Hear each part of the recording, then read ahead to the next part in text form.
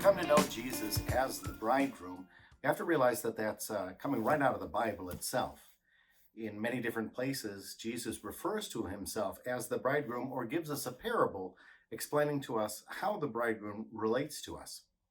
At the one moment, they asked about fasting, and Jesus, well, how could you fast while the bridegroom is with you? But the day will come when the bridegroom is not with you, and on that day you will fast.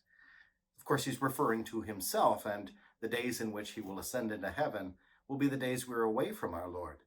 And yet he's always ever so close, and he wants to come and be with us. And on those days, the sacrifices that we offer up will be pointless. Let's just join with Jesus in the great joy of being with the bridegroom. In other places, he talks about how important it is to be waiting vigilantly for the coming of the bridegroom. Behold, the bridegroom has come. Please come out and be with him. He talks about these virgins who were waiting to go into the wedding feast. But the bridegroom was delayed in coming back, so they fell asleep, which is natural to do. But when they heard that somebody yelled out, "The bridegroom has arrived," some of the virgins had their lamps ready because they brought extra fuel with them. But some of them did not, and they had to run off to the store to try to buy enough oil so that their lamps would not go out.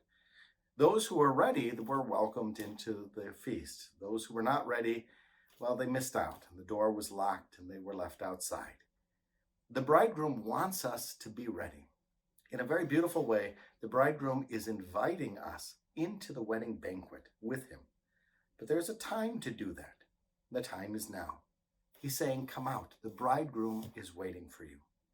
As we go out to the bridegroom, we don't do so with any kind of fear. We don't do so trying to offer a great deal of sacrifice. It's a time to rejoice. He wants to bless us. But know that there's a time in which we'll feel like the bridegroom is far away. It's a bit of an illusion. We have to always be ready because he'll be here at any moment. We just don't know when or at what moment we will realize his presence.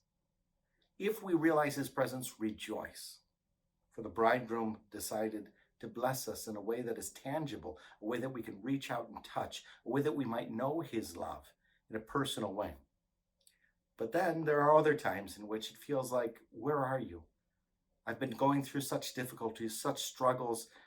I am beginning to forget even what it was like to be loved. That is when the bridegroom is saying, stay vigilant. Because so many people will fall into some sort of despair. They will think that it will never happen, that the bridegroom will never come. And it feels as if the door has been locked and we've been left outside. All he asks us to do is keep the fire lit, keep the lamp alive, the hope within our hearts, so that when he comes, at that moment least expected, we might jump up and rejoice.